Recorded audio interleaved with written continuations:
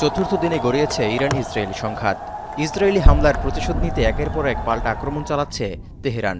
রোববার বন্দর নগরী হাইফার পর সোমবার রাত থেকে তেল আবিব ও জেরুজালেম সহ বেশ কয়েকটি জায়গায় বৃষ্টির মতো ক্ষেপণাস্ত্র ছুড়ছে ইরান।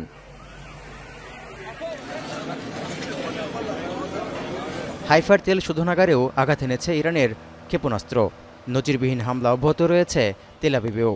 এতে হামলায় সেখানকার হতাহত ও ক্ষয়ক্ষতি বাড়তে থাকায় টালমাটাল পরিস্থিতির মধ্য দিয়ে সময় পার করছে ইসরায়েল। সতর্কতা জারি রয়েছে গোটা ইসরায়েলে।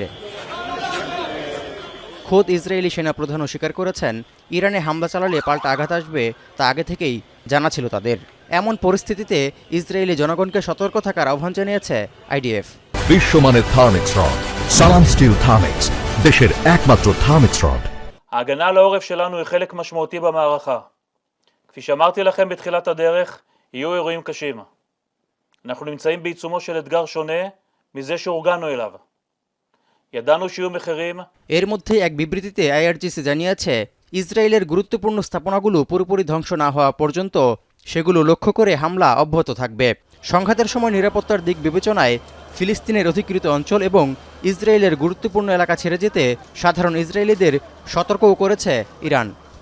هشدارهای پیش رو برای روزهای آینده شما سرزمین‌های اشغالی را ترک کنید چرا که به طور قطع در آینده برای شما قابل سکونت نخواهد بود। এদিকে ইরানে চালানো ইসরায়েলি আক্রমণেও বাড়ছে প্রাণহানি ও ক্ষয়ক্ষতি।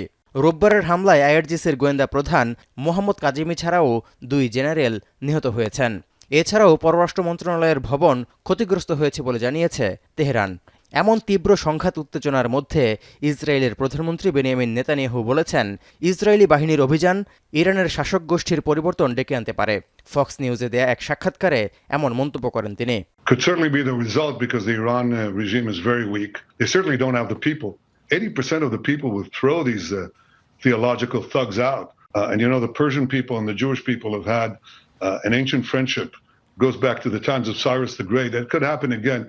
সংঘাত উত্তেজনা কমাতে যুক্তরাষ্ট্র কোনো ভূমিকা নিচ্ছে কিনা সাংবাদিকদের এমন প্রশ্নের জবাবে মার্কিন প্রেসিডেন্ট ডোনাল্ড ট্রাম্প বলেছেন, অস্তিত্ব রক্ষায় ইসরায়েলকে লড়াই চালিয়ে যেতে হচ্ছে। তেল আবিবের প্রতি সমর্থন অব্যাহত রাখার ঘোষণা দিয়ে শিগগিরই 2 পক্ষ সংঘাত বন্ধে একটি চুক্তিতে সম্মত হবে বলেও আশা প্রকাশ করেন Trump. Well, I hope there's going to be a deal. I think it's time for a deal and we'll see what happens, but sometimes they have to fight it out, but we're going to see what happens. এদিকে প্রতিশোধ নেওয়ার আগ পর্যন্ত ইসরায়েলের সঙ্গে যুদ্ধবিরতি আলোচনা করতে চায় না বলে মধ্যস্থতাকারী দেশ ওমান এবং কাতারকে সাফ জানিয়ে দিয়েছে ইরান। তৌহিদুর রহমান, এখন বিশ্ব।